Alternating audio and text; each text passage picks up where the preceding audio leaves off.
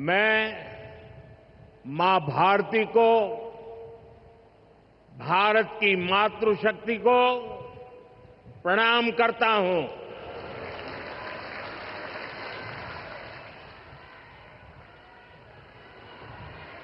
आज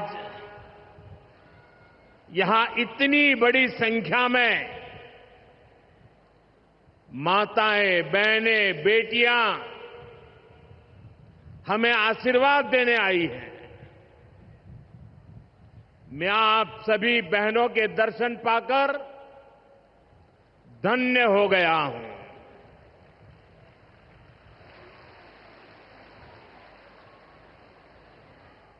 भाइयों बहनों, आज लोकमाता देवी अहिल्याबाई होलकर जी की 300वीं जन्म जयंती है। 140 करोड़ भारतीयों के लिए ये अवसर प्रेरणा का है। राष्ट्र निर्माण के लिए हो रहे भगीरथ प्रयासों में अपना योगदान देने का है। देवी अहिल्याबाई कहती थी कि शासन का सही अर्थ जनता की सेवा करना और उनके जीवन में सुधार लाना होता है। आज का कार्यक्रम उनकी इस सोच को आगे बढ़ाता है। आज इंदौर मेट्रो की शुरुआत हुई है। दतिया और सतना भी अब हवाई सेवा से जुड़ गए हैं। ये सभी प्रोजेक्ट मध्य प्रदेश में सुविधाएं बढ़ाएंगे, विकास को गति देंगे और रोजगार के अनेक नए अवसर बनाएंगे।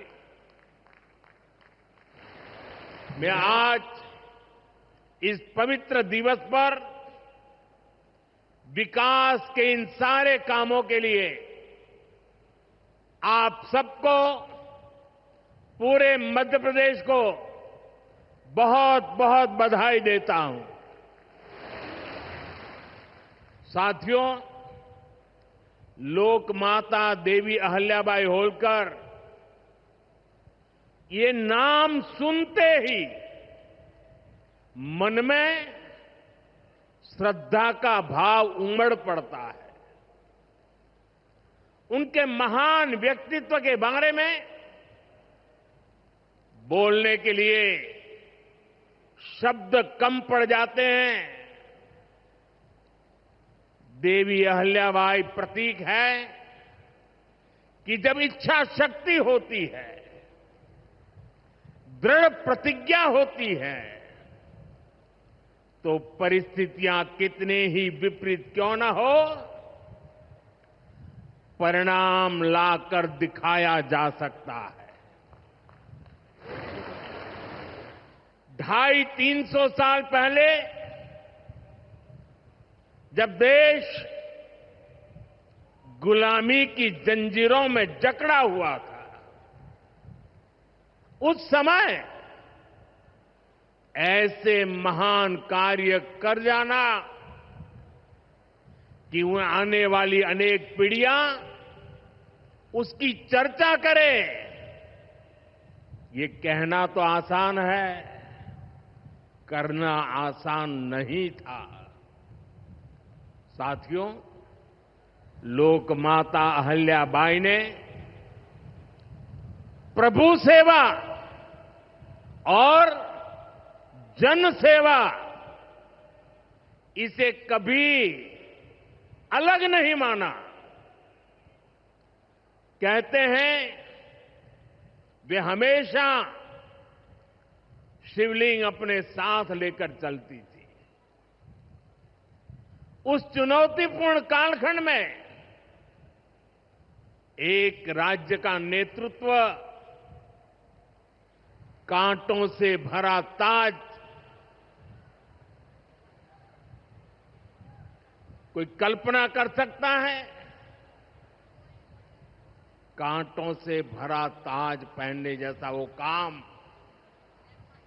लेकिन लोकमाता अहिल्याबाई ने अपने राज्य की समृद्धि को नई दिशा दी।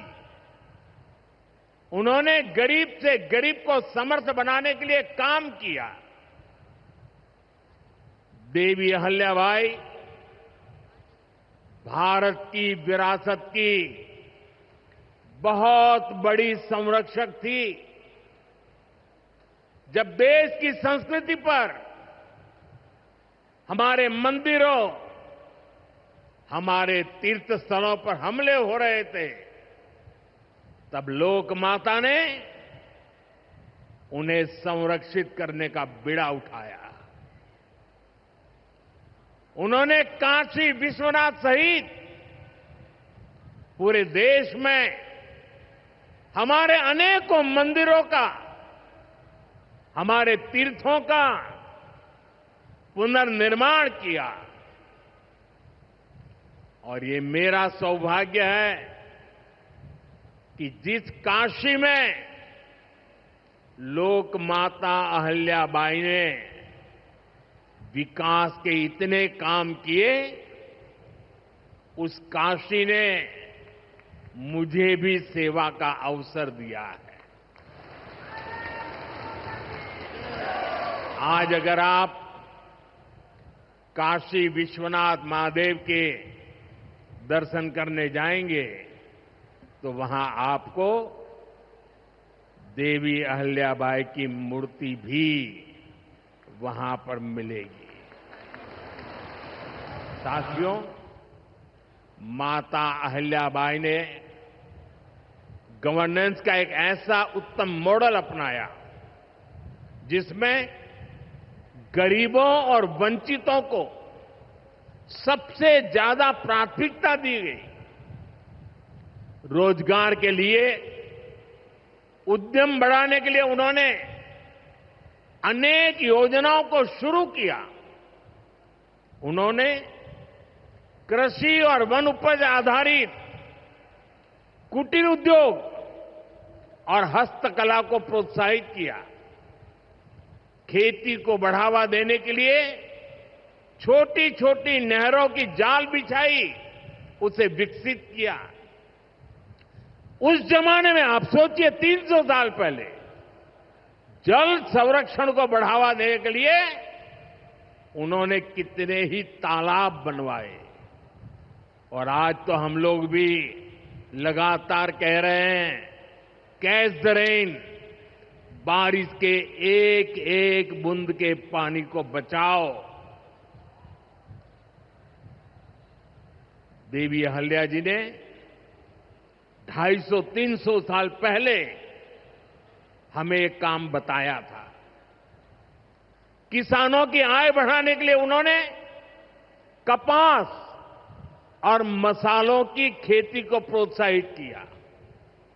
आज 250-300 साल के बाद भी हमें बार बार किसानों को कहना पड़ता है कि क्रॉप डाइवर्सिफिकेशन बहुत जरूरी है। हम सिर्फ धान की खेती करके या गन्ने की खेती करके अटक नहीं सकते। देश की जरूरतों को, सारी चीजों को हमें डाइवर्सिफाई करके उत्पादित करना चाहिए। उन्होंने आदिवासी समाज के लिए, गुमंतु टोलियों के लिए खाली पड़ी जमीन पर खेती की योजना बनाई है। ये मेरा सौभाग्य है कि मुझे एक आदिवासी बेटी आज जो भारत के राष्ट्रपति पद पर विराजमान है, उनके मार्गदर्शन में मेरे आदिवासी भाई बहनों की सेवा करने का मौका मिला है।